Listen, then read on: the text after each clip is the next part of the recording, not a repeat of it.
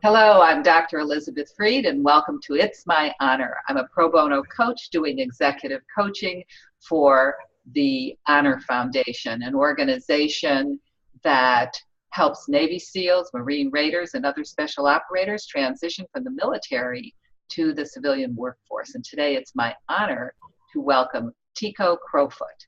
Now, Tiko, that's an unusual name. Tell me how that came about.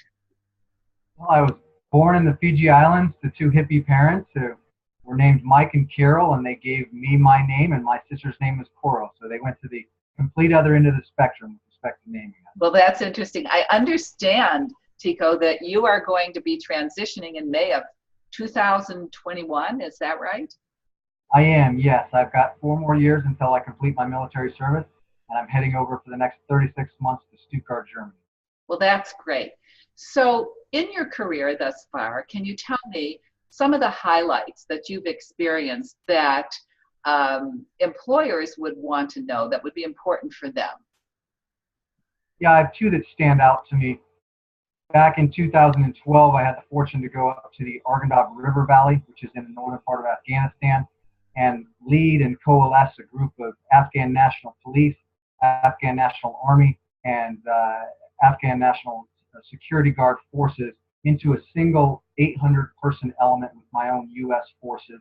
And our directive was to protect and expand protection in the Arghandab River Valley.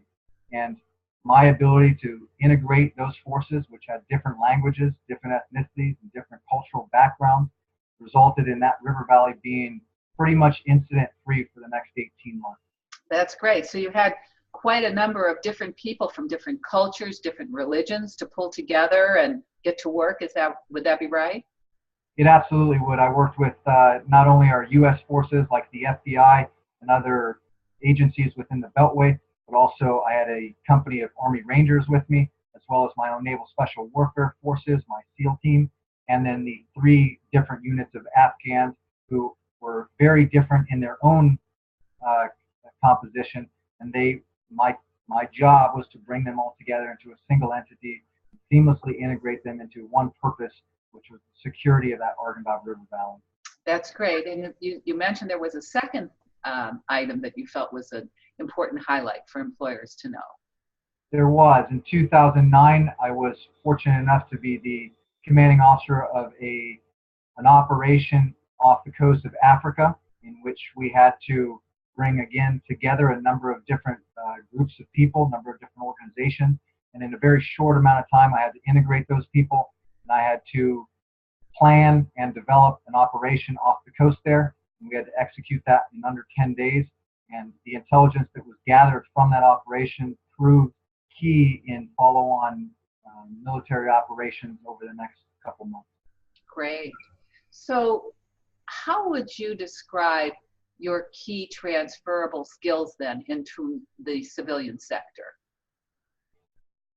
Well, I think it's kind of what I talked about with respect to the Arghandab River Valley and the operation off Africa. It's my ability to take a disparate group of people and bring them together regardless of their background, regardless of their language, or regardless of their affiliation within Beltway organizations or the military itself, and really coalesce a vision and a goal for those different entities so that when we move forward, we are all on the same page. And it's really the ability to build a team out of a number of different parts and make it a single operating organism. Great. So when you depart after your time in Germany, what type of organizational culture would you be looking for?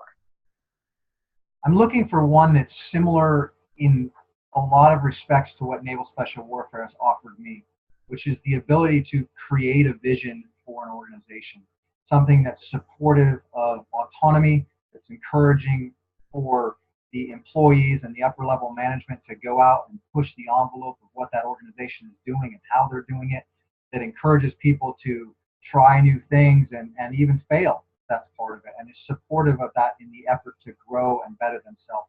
So it is less for me about what the specific vocation or industry is, and more about the opportunities for growth and for potential and development that that organization embodies. Great. So If I were to ask your commanding officer and say to him, what would you say Tiko's greatest strength was? What do you think he would tell me? I think he would echo a lot of what I talked about with the ability to build teams out of a number of different entities. We work with a vast array of different specialties in my command. My ability to bring them together and focus them in a singular direction is probably what he would comment on the most. The underlying skill set that I have is my ability to sit down with people as individuals and determine what's important to them in their life and in their career, and how I can take all those different aspirations and really make it a unified goal and a unified direction for an entire command. Well, I want to thank you for spending the time with me today, Tiko. And again, welcome to It's My Honor. It has been my honor. Good day. Thank you very much, Doctor. I appreciate your time. You're welcome.